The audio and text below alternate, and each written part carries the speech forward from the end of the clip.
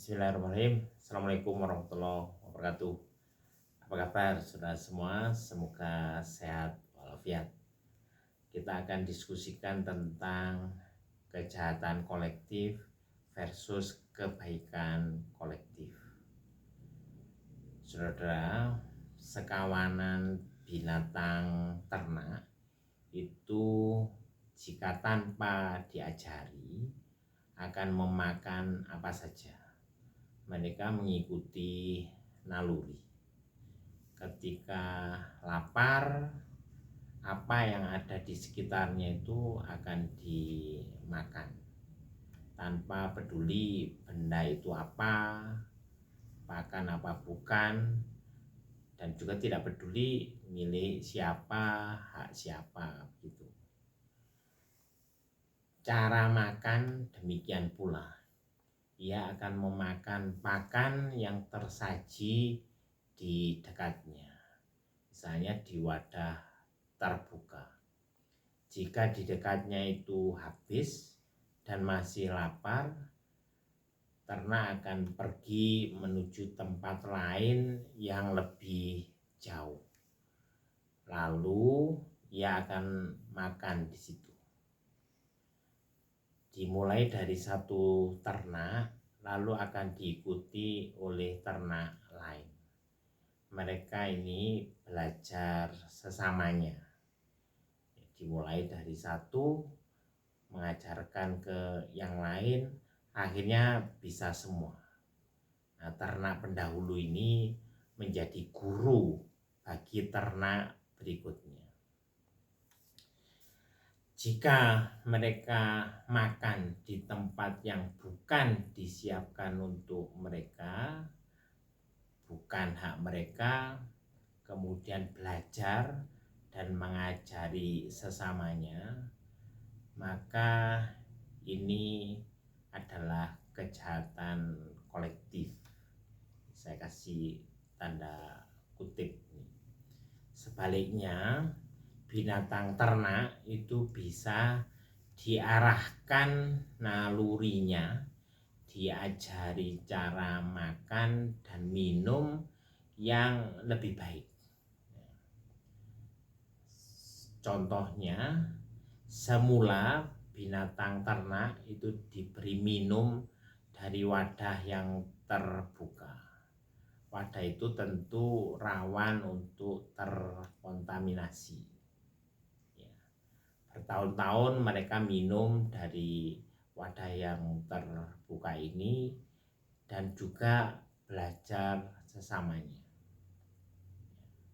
Mereka ini secara individu dan kelompok belajar. Ketika kemudian tempat minum dan cara minum dirubah, binatang ternak akan belajar cara baru ini. Misalnya wadah pakan itu dibuat tertutup, hanya terbuka jika sedikit ditekan atau didorong. Jika demikian maka pakan menjadi higienis, tidak terkontaminasi. Nah, cara minum demikian pula. Misalnya peternak itu bisa membuat tandon minum yang tertutup sehingga tidak terkontaminasi. Lalu dari tandon ini dibuat saluran-saluran. Ada keran-keran dengan desain tertentu. Biasanya disebut nipple atau nepel ya, yang dibuat dari stainless steel. Nah, dengan saluran minum yang semacam ini, ternak yang minum itu perlu menekan suatu batang kecil agar air itu keluar. Ya. Semula seluruh ternak itu tidak bisa. Ya. Kemudian ketika ternak ini haus begitu, lantas ada satu ternak yang coba-coba, terus akhirnya bisa. Kemudian ternak yang lain itu belajar. akhirnya semua ternak itu bisa. Nah, ternak keturunan berikutnya atau generasi berikutnya juga belajar dari para pendahulunya dan akhirnya bisa. Jika ada ternak pendatang, semula ternak pendatang ini tidak bisa minum dengan cara demikian. Lantas akhirnya bisa. Ya. Jadi akhirnya mereka belajar dari ternak yang sudah ada, sudah bisa, akhirnya kemudian bisa. Mereka belajar dari sesamanya yang dimulai dari satu ternak, akhirnya semuanya bisa. Ternak yang menjadi pendahulu ini menjadi guru bagi ternak berikutnya. Nah, saudara, jika ternak hanya memakan pakan di tempat mereka yang memang disiapkan untuk mereka, menjadi hak mereka, tidak di luar itu, dan kemudian mereka belajar dan mengajari sesamanya hal yang demikian, maka ini adalah bagian dari kebaikan kolektif. Ini yang semestinya menjadi pelajaran penting bagi umat manusia. Binatang ternak itu betapapun taraf kecerdasan mereka tertentu, terus usia mereka pendek, secara kolektif mereka membawa pesan untuk generasi selanjutnya. Pesan-pesan kolektif ini mereka sampaikan, mereka wariskan ke teman-temannya dan ke generasi berikutnya. Yang tadi kita pelajari, misalnya harus makan dengan cara apa, di mana, harus minum dengan cara apa, di mana. Bahkan untuk pesan-pesan yang lebih kompleks, mereka bisa.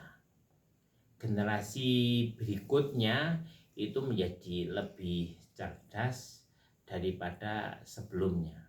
Misalnya sudah paham banget bagaimana cara minum menggunakan Nepal stainless steel itu. Nah, saudara, ilmu pengetahuan atau pelajaran itu diserap oleh individu, lantas diajarkan ke individu-individu lain. Lalu makin disebarluaskan, diajarkan ke kelompok dan diwariskan menjadi ilmu pengetahuan kelompok. Dan kemudian ini dijadikan dasar untuk memecahkan problematika individual dan kelompok. Nah, ini yang disebut sebagai kecerdasan kolektif. Ya. Bagaimana untuk sekumpulan makhluk hidup yang disebut manusia? Nah, pelajaran yang bisa kita peroleh sangat banyak dari kita mengamati perilaku binatang ternak.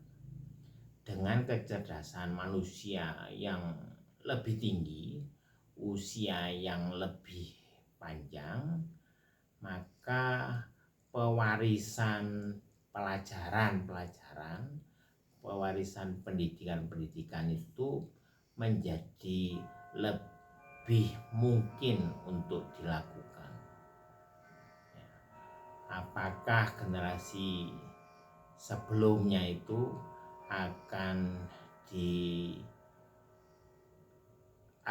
apakah generasi sebelumnya itu akan merusak dengan pesan-pesan yang buruk yang diwariskan ke generasi sesudahnya, ataukah generasi sebelumnya itu memperbaiki generasi berikutnya dengan pesan-pesan yang baik.